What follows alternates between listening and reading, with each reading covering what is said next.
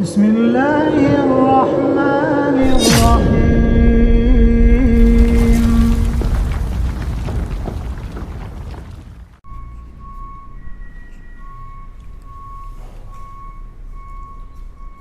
بسم الله الرحمن الرحيم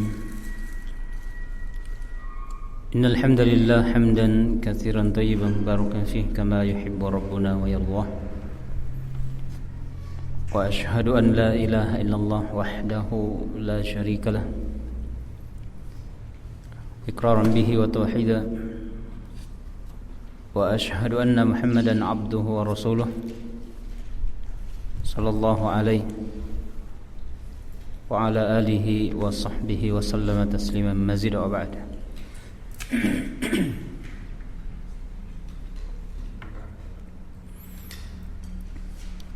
Ikhwana fi din jazakumullah. Alhamdulillah, kembali kita memuji Allah Subhanahu wa taala yang telah menakdirkan kita dan memberikan taufik kepada kita untuk bisa hadir di salah satu rumah dari rumah-rumah Allah dalam rangka melaksanakan salah satu kewajiban kita, yakni salat maghrib secara berjamaah. Jazakumullah khair. Kemudian kita lanjutkan dengan majelis ta'lim yang insyaallah kita akan melanjutkan pembacaan kitab Tarbiyatul Aulad fi Dhawil Kitab was Sunnah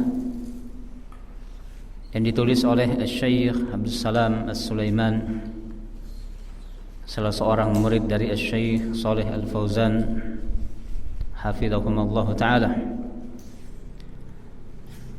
Dan alhamdulillah di pertemuan sebelumnya kita telah membacakan poin yang kedua yang hendaknya kita sebagai orang tua mengajarkan kepada anak-anak kita ketika mereka berumur 7 sampai 14 tahun, yaitu ta'limuhu Al-Quran Al-Karim, mengajari mereka Al-Quran Al-Karim. Kemudian penulis menerangkan bahwa termasuk perkara yang menyemangati orang tua untuk mengajari anak-anak mereka Al-Quran Al-Karim adalah apa yang telah datang dari pengkhabaran Nabi kita Muhammad SAW tentang keutamaan orang tua yang bersemangat mengajarkan Al-Quran kepada anak-anak mereka, yaitu hadis yang diriwayatkan oleh Sahal bin Mu'adz Al-Juhani radhiyallahu anhu bahwa Rasulullah sallallahu alaihi wasallam bersabda, "Man qara'a al-Qur'ana wa 'amila bih ulbisa walidahu tajan yaumal qiyamah daw'uhu ahsanu min dawi syams fi buyutid dunya fama dhannukum billadzi 'amila bihadza." Ini dalam riwayat Abu Daud. Jadi Nabi kita sallallahu alaihi wasallam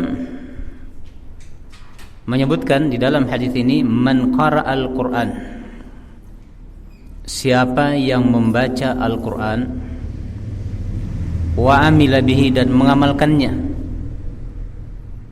ulbisa walidahu tajan yaumal qiyamah, maka kedua orang tuanya akan dipakaikan oleh Allah Subhanahu wa taala mahkota pada hari kiamat nanti.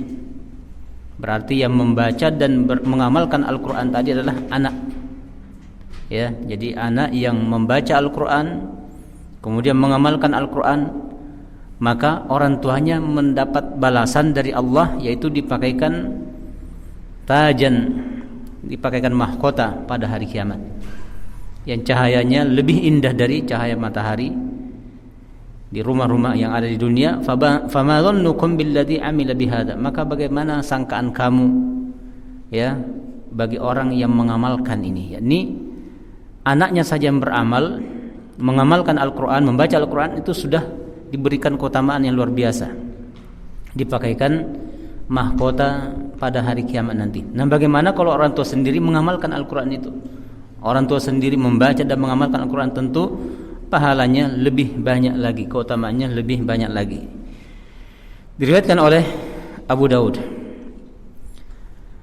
Dan penulis menyebutkan di sini, apabila seseorang telah lewat masa-masa di mana mereka ya tidak bisa lagi menghafal karena sudah berumur, sudah tua, naam, sehingga hafalan Al-Qur'annya sudah tidak lurus lagi, ya, ini sudah susah masuk, maka janganlah luput darinya pahala hafalan anak-anaknya, yakni berusahalah agar supaya generasi setelah dia, yaitu anak-anaknya dan seterusnya, menjadi penghafal Al-Qur'an, karena itu merupakan amal soleh bagi dia. Ya, kalau dia sudah berumur, sudah tua, tidak mampu lagi menghafal, usahakan anak-anaknya menjadi penghafal Al-Qur'an, agar supaya anak-anak ini menjadi amal soleh setelah kedua orang tua meninggalkan dunia ini. Nah, kemudian yang ketiga, tarbiyatuhu ala ta'atillahi wa ta'ati Rasulillah sallallahu alaihi wasallam. Mentarbiyah anak sejak umur 7 tahun sampai 14 tahun untuk taat kepada Allah dan taat kepada Rasulnya sallallahu alaihi wasallam. Jadi dari kecil dididik, dibiasakan untuk taat kepada Allah dan kepada Rasulullah sallallahu alaihi wasallam. Berkata penulis hafizahullah, min aujabil wajibati 'alal walidain tarbiyatul abna'i 'ala ta'atillah wa ta'ati rasulih sallallahu alaihi wasallam wa ta'zimi amrillahi wa amri rasulih sallallahu alaihi wasallam. Termasuk kewajiban yang paling wajib bagi kedua orang tua adalah mendidik anak-anak mereka, mentarbiyah anak-anak mereka di atas ketaatan kepada Allah dan ketaatan kepada Rasulnya sallallahu alaihi wasallam, dan mendidik mereka untuk mengagungkan perintah Allah, demikian pula mengagungkan perintah Rasulullah sallallahu alaihi wasallam. Ini kewajiban orang tua untuk mendidik anak-anak mereka seperti itu, untuk taat kepada Allah dan Rasulnya, kemudian mengagungkan, membesarkan perintah Allah dan perintah Rasulnya sallallahu alaihi wasallam. Nah, karena antara perintah Allah dengan perintah Rasulullah itu sejajar dalam hal wajibnya kita mentaati perintah mereka. Nah, karena Rasulullah sendiri tidak akan mungkin memerintahkan sesuatu yang bertentangan dengan perintah Allah Subhanahu wa taala, itu tidak mungkin. Ya. Karena Rasulullah ma yantiqu 'anil hawa in huwa illa wahyuha. Jadi Rasulullah tidaklah berucap dari hawa nafsu beliau, melainkan wahyu yang diturunkan oleh Allah kepadanya. Sehingga apa saja yang Rasulullah perintahkan, ya, ataukah yang Rasulullah larang darinya, itu berdasarkan wahyu. Sehingga hadis-hadis beliau itu adalah merupakan wahyu kedua yang tidak termaktub di dalam Al-Quranul Karim. Nah, bahkan ketaatan kepada Rasulullah itu juga merupakan ketaatan kepada Allah Subhanahu wa taala. Sebagaimana dalam firman Allah Subhanahu wa taala, Allah tegaskan, wa may yuti'ir rasula faqad ata'a Allah. Siapa yang mentaati Ar-Rasul sallallahu alaihi wasallam, sungguh dia telah mentaati Allah Subhanahu wa taala. Nah, siapa yang mentaati Rasulullah, berarti dia juga telah mentaati Allah Subhanahu wa taala. Dan yang namanya at-ta'ah, yang namanya taat itu mengandung dua perkara. Ya. Yang namanya taat itu mengandung dua perkara. Yang pertama,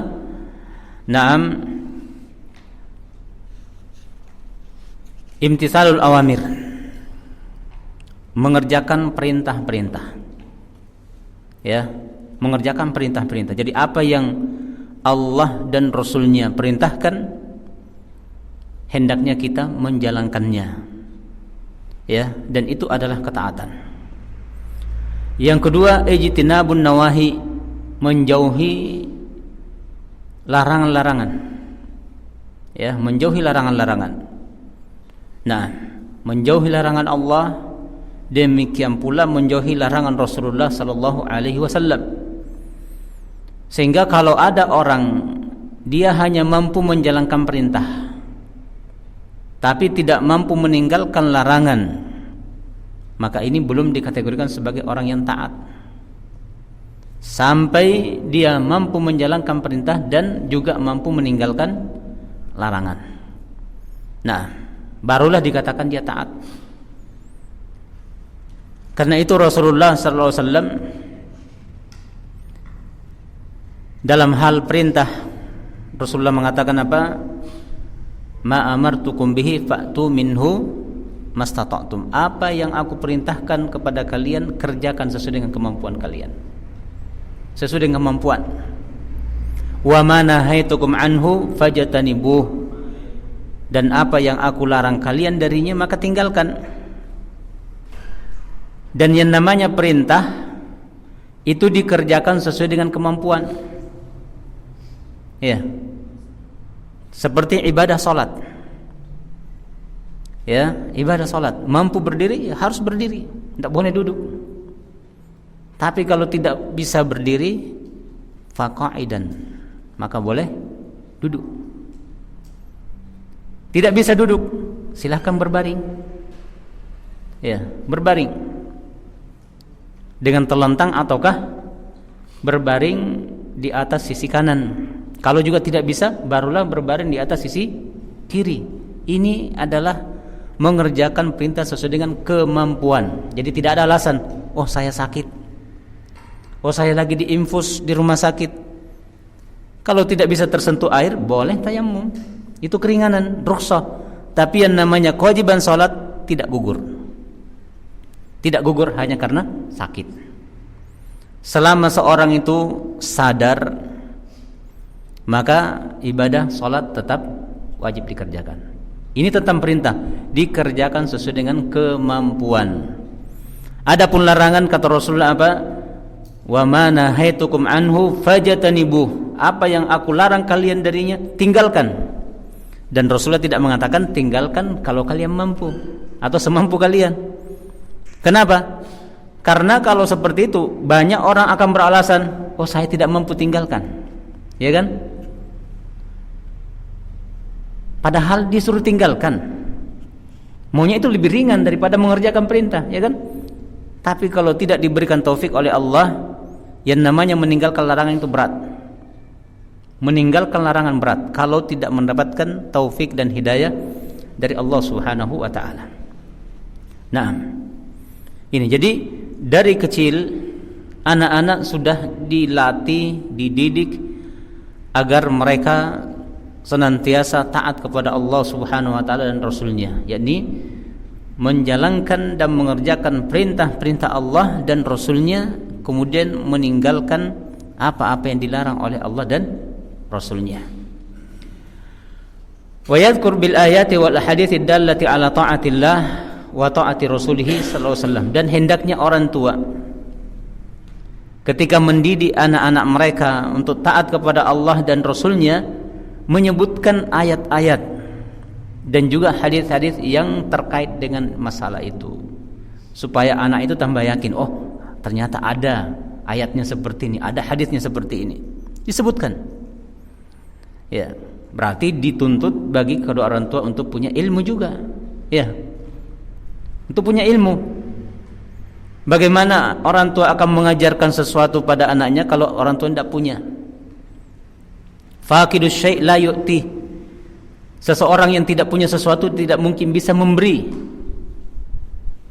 Ya, tidak punya ilmu tidak mungkin bisa mengajari anaknya. Nah, berarti terlebih dahulu orang tua dituntut untuk belajar. Dan memang seperti itulah. Allah Subhanahu wa taala berfirman, "Ya ayyuhalladzina amanu qu anfusakum wa ahlikum nara." Wahai orang-orang yang beriman, lindungi diri kalian dan keluarga kalian dari api neraka. Bagaimana cara melindungi? Para ulama menafsirkan dengan apa? Dengan mempelajari ilmu agama. Iya. Dengan mempelajari ilmu agama.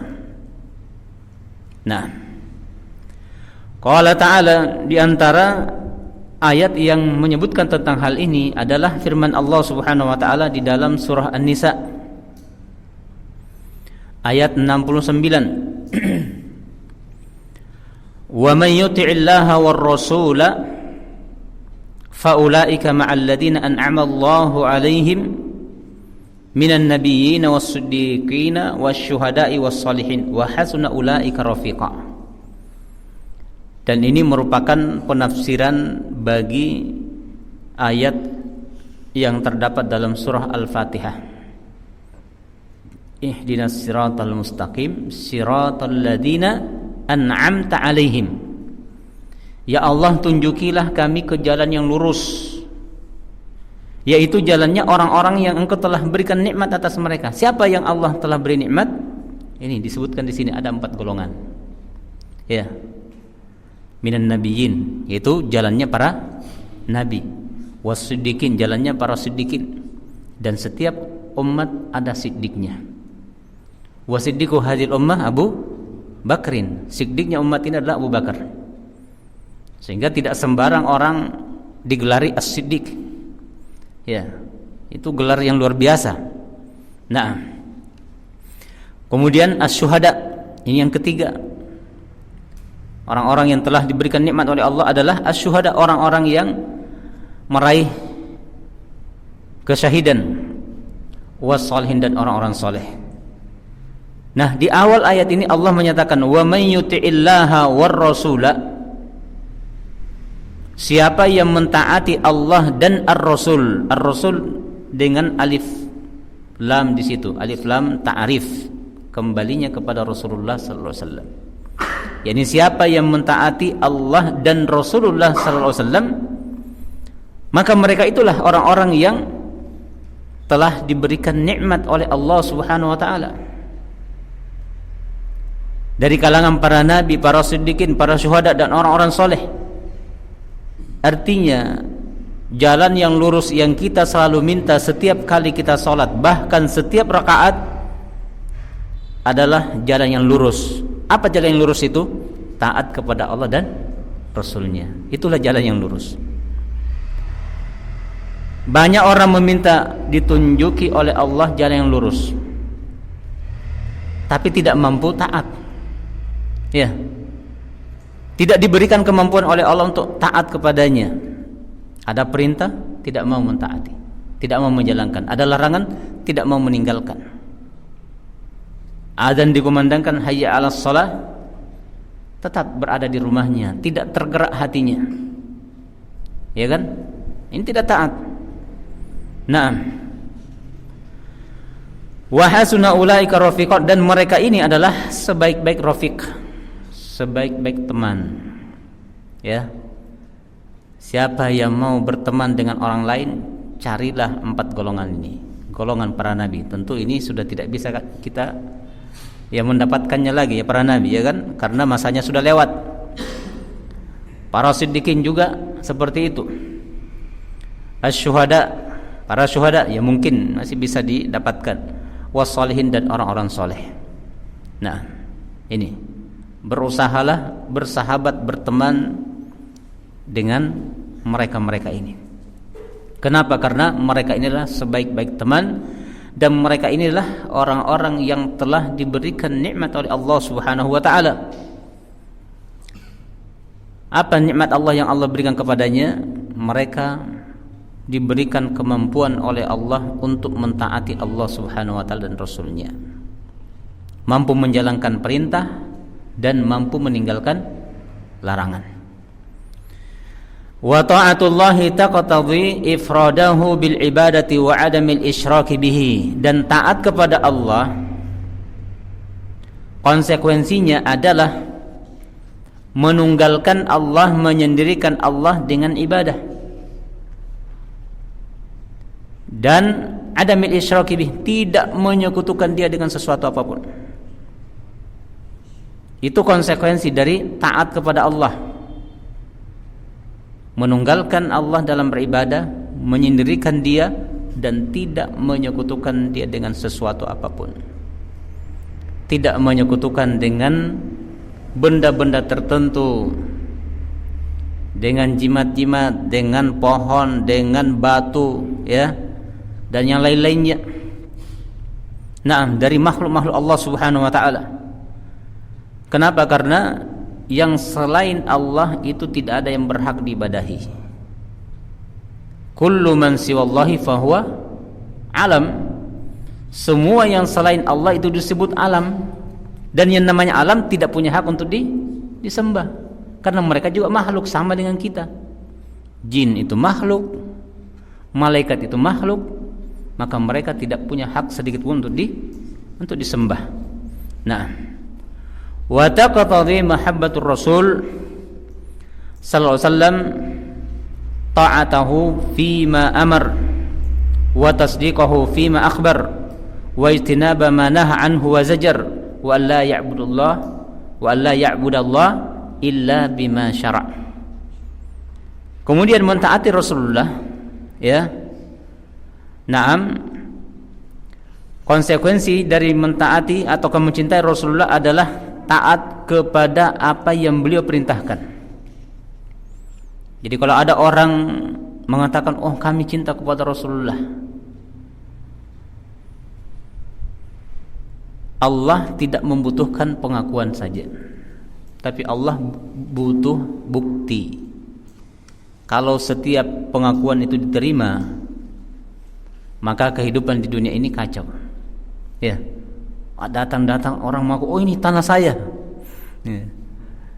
Kemudian diterima, "Oh, kalau begitu ambil." Yang lain juga datang mengaku seperti itu, akan berkelahi orang. Ya kan? Tapi yang namanya pengakuan harus disertai dengan bukti. Sama dengan laki perempuan mengaku sudah nikah. Nah, mana buktinya? Oh, ada buku nikahnya. Oh, berarti sah. Ya kan?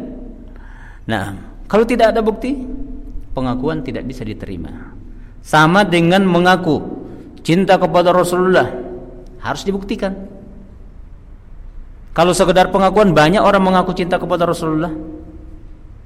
Orang sufi mengaku cinta kepada Rasulullah, orang khawarij mengaku cinta kepada Rasulullah, Mu'tazilah juga demikian, Murji'ah juga demikian, Qadariyah, Jabariyah, semua kelompok-kelompok yang menyimpang semuanya mengaku cinta kepada Rasulullah. Tapi ketika pembuktian mereka keluar, tidak mampu membuktikan apa yang mereka ucapkan. Maka konsekuensi dari mencintai Rasulullah adalah ta'atuhu fima amar, mentaati beliau dalam perkara yang beliau perintahkan. Apa yang Rasulullah perintahkan, silahkan kerjakan. Sesuai dengan apa tadi? Kemampuan, ya kan? Itulah konsekuensi dari mencintai Rasulullah yang pertama, ya, ta'atuhu fima amar, mentaati beliau dalam perkara-perkara yang beliau perintahkan.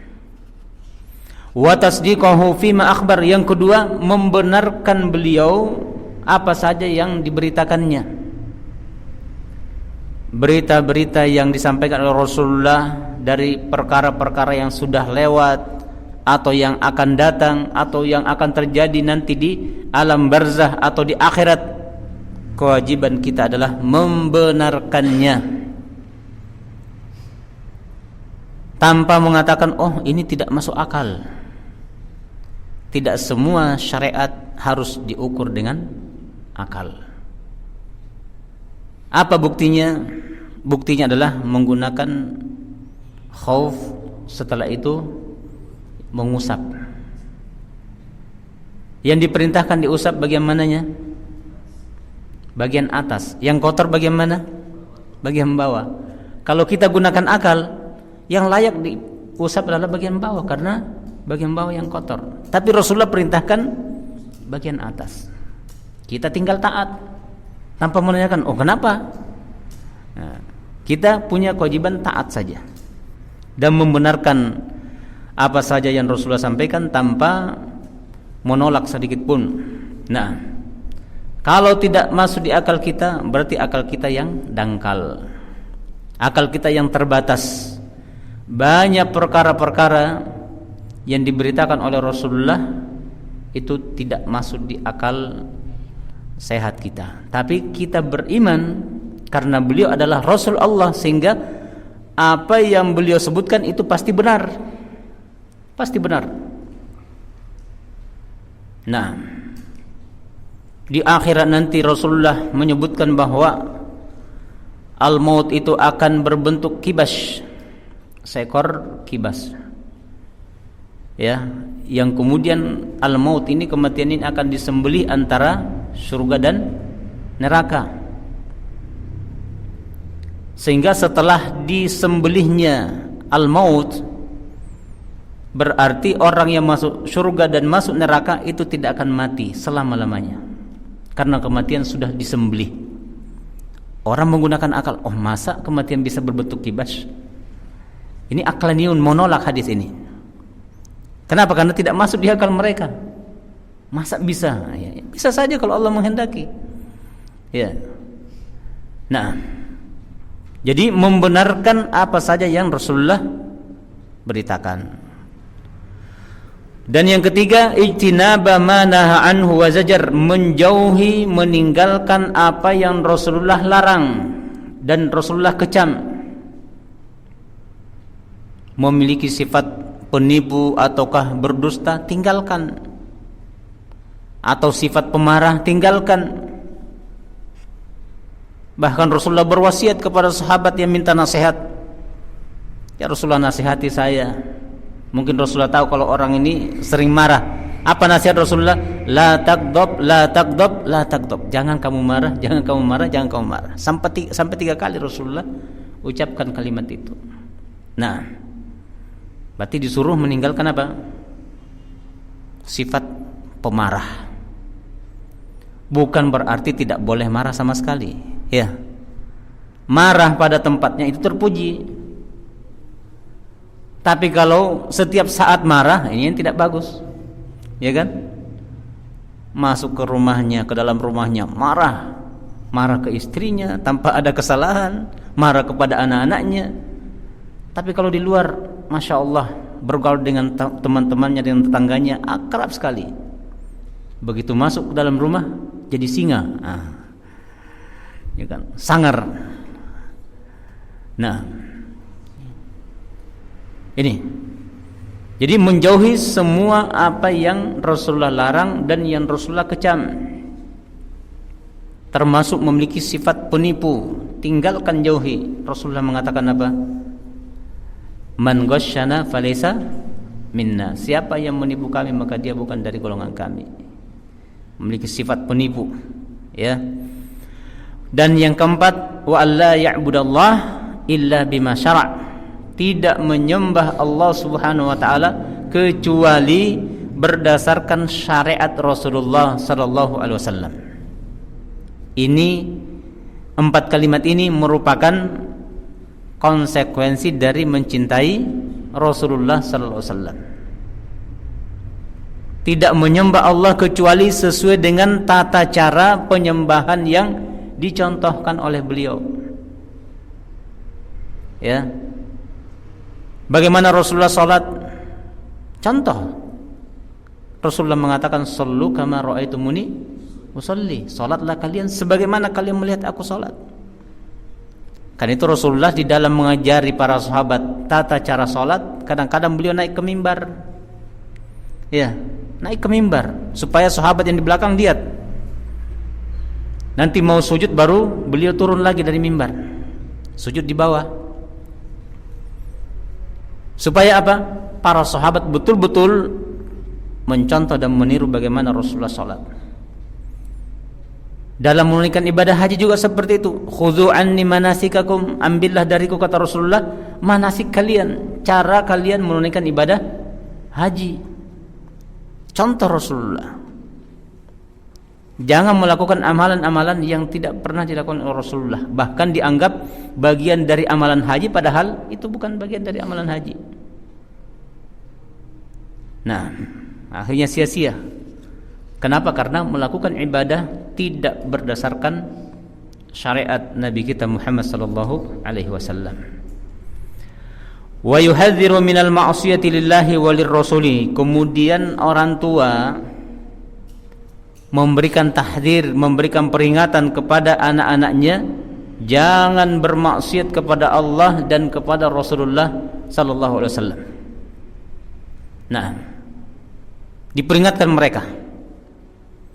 Wa annaha sababun lidukhulin nar, dan dididik anak-anak, dikasih tahu anak-anak bahwa bermaksiat kepada Allah dan Rasulnya itu merupakan salah satu sebab masuk dalam neraka.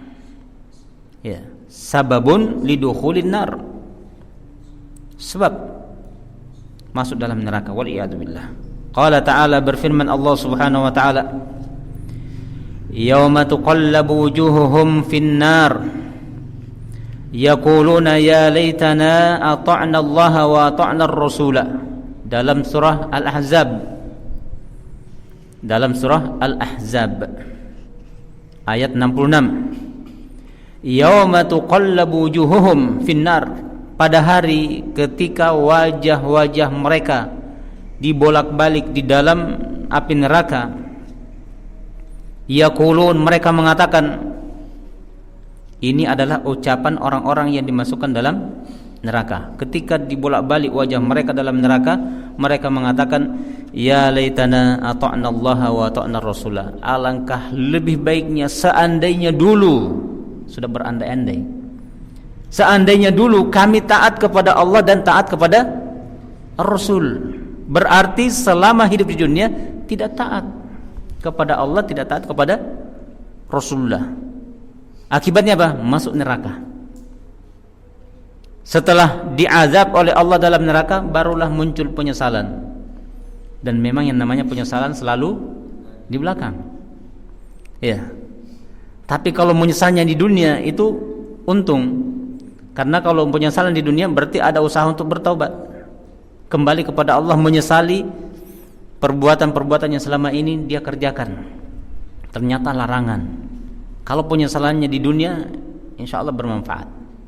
Karena itu menunjukkan bahwa ya, dia taubat dan inabah kepada Allah, kembali kepada Allah Subhanahu wa taala. Tapi kalau penyesalannya di akhirat, itu adalah penyesalan yang tidak ada manfaatnya sama sekali.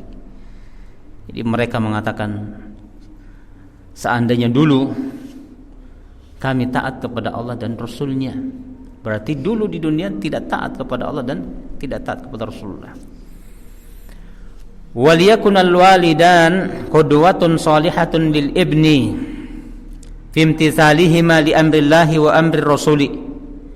Dan hendaknya kedua orang tua mereka menjadi qudwah, menjadi panutan, menjadi contoh yang baik bagi anak-anaknya dalam hal menjalankan perintah Allah dan perintah Rasulnya.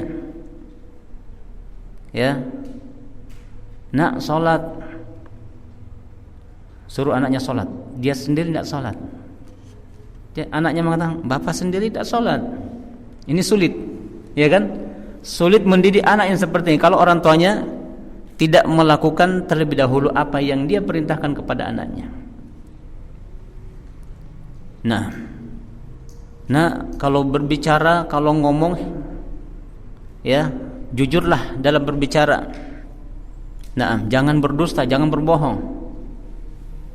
Tapi anak mendapati bapaknya sering berbohong. Ketika menangis, ya bapaknya bilang, nak diam, berhenti menangis, nanti bapak belikan permen. Berhenti menangis,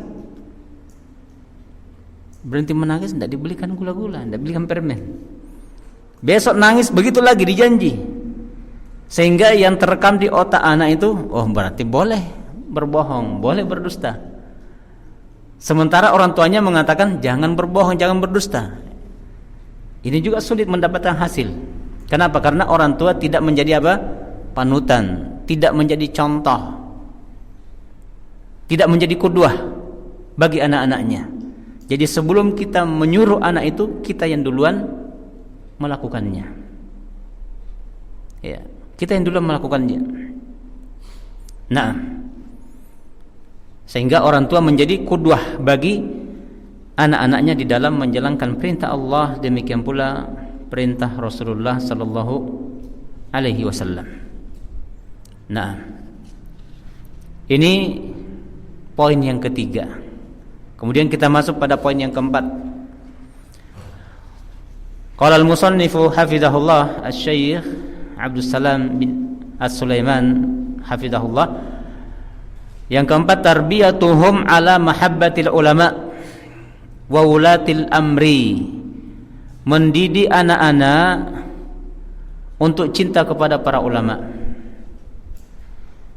Ya, untuk cinta kepada para ulama, demikian pula cinta kepada ulatil amr, kepada penguasa. Ya, kepada penguasa. Karena di zaman kita sekarang ini anak-anak itu jarang terdidik ya untuk mencintai pemerintahnya, penguasanya. Nah, karena yang sering mereka dengar di berita-berita adalah menjelekkan dan mencela penguasa, pemerintah. Ya. Sampai ada raport merahnya. Ya kan? 100 hari bertugas, oh ternyata merah semua. Nah, menjadi tim penilai. Coba dia naik jadi presiden umpamanya, jadi penguasa. Apakah lebih baik dari itu? Nah, belum tentu. Ya.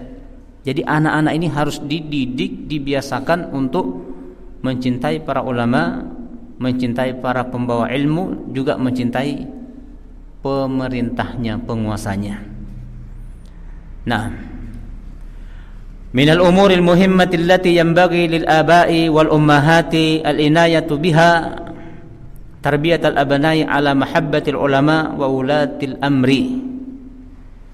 Termasuk perkara yang penting, ya, termasuk perkara yang penting yang sepantasnya bagi para orang tua, ayah dan ibu untuk perhatian dengannya, yaitu mendidik anak-anak mereka untuk mencintai para ulama dan para penguasa. Nah, ini termasuk perkara yang penting yang seharusnya dan sepantasnya orang tua punya inayah padanya, perhatian padanya, mendidik anak-anak mereka untuk cinta kepada para ulama dan ulatil amr. Kenapa para ulama dicintai? Li'annal ulama'a warasatul anbiya. Karena para ulama itu adalah pewaris para nabi. Pewaris para nabi. Naam. Wal anbiya'u lam yuwarrithu dirhaman wala dinara. Para nabi itu tidaklah mewariskan dirham, tidak pula dinar. Ya, para nabi tidak mewariskan dirham, tidak pula dinar. Innama warrasul ilma, namun mereka mewariskan ilmu. Ya, mereka para nabi mewariskan ilmu. Faman akhadahu akhadha bihadzin wafir min miratihim. Maka siapa yang mengambil ilmu, maka dia telah mengambil bagian yang banyak, yang besar dari warisan para nabi. Nah, ini wali annal ulama'a idza syukkika fihim wa bi'ilmihim wa adam ihtiramihim wa izhari akhta'ihim 'inda al-abna yusabbibu khataran 'aziman 'alal ummah. Dan karena para ulama itu apabila syukkika fihim, anak-anak diberikan keraguan-keraguan tentang ulama, ya, dimasukkan keraguan-keraguan. Oh, jangan ambil ilmunya itu, ya, bermasalah. Jangan, ya, mau dengar dari alim si fulan. Wa bi ilmihim, dan juga dijadikan anak-anak ragu tentang ilmu mereka. Sehingga kalau ilmu itu dari arah ulama tadi tidak diambil. Ya, tidak diambil. Wa adam ihtiramihim, dan juga anak-anak diajari, dilatih, dididik untuk tidak memuliakan para ulama. Ya. Wa idhari akhtaihim, bahkan menampakkan kesalahan-kesalahan mereka. Kesalahan-kesalahan para ulama ini ditampakkan indal abna, di sisi anak-anak. Beritahu anak-anaknya, oh ulama fulan itu begini dan seterusnya. Ini pendidikan yang rusak, ya. Dididik anak-anak untuk tidak lagi memuliakan para ulama, ya. Bahkan kesalahan-kesalahan mereka yang dimunculkan, yang ditampakkan, dan dibuat anak-anak itu ragu tentang keilmuan mereka, ya. Yusabbibu khataran 'aziman 'alal ummah, ini akan menyebabkan bahaya yang besar atas umat, ya, menyebabkan atau mengakibatkan bahaya yang besar atas umat. Li'anna al-ilma yutalaqqa an tariqihim, karena ilmu itu diambil melalui mereka. Ya. Kalau para ulama direndahkan, terus kita mau ambil ilmu dari mana? Langsung dari Rasulullah? Ya, tidak mungkin. Tentu kita mengambilnya dari pewaris-pewaris mereka, pewaris para nabi, yaitu para ulama. Dan alhamdulillah yang namanya para ulama ini terus ada di setiap generasi, dan ini akan berlanjut sampai mendekati hari kiamat. La tazalu ta'ifatun 'alal haqqi, la tazalu ta'ifatun min ummati 'alal haqqi zahirina. Kata Rasulullah, akan senantiasa ada satu kelompok dari umatku itu berada di atas kebenaran. Zahir dengan al-haq, menunjukkan bahwa selalu ada orang yang alim, orang yang diambil ilmunya sepanjang, ya, masa. Dan itu tidak putus-putus, kata Rasulullah. Maka keliru kalau melabeli satu zaman atau satu abad dengan mengatakan abad modern, jahiliyah modern, abad jahiliyah modern. Itu keliru, ya. Karena apa? Karena ketika dia mengatakan abad jahiliyah modern, berarti di abad itu tidak ada orang berilmu, berarti mengingkari para ulama yang hidup di masa itu, dan secara tidak langsung menunjuk dirinya jahil, ya kan? Tanpa dia sadari, itu menunjuk dirinya jahil. Muncul perkataan abad 21 adalah abad jahiliyah modern. Na'udzubillah. Ini ucapan kufur. Kenapa? Karena ucapan ini konsekuensinya meniadakan ilmu. Meniadakan ilmu.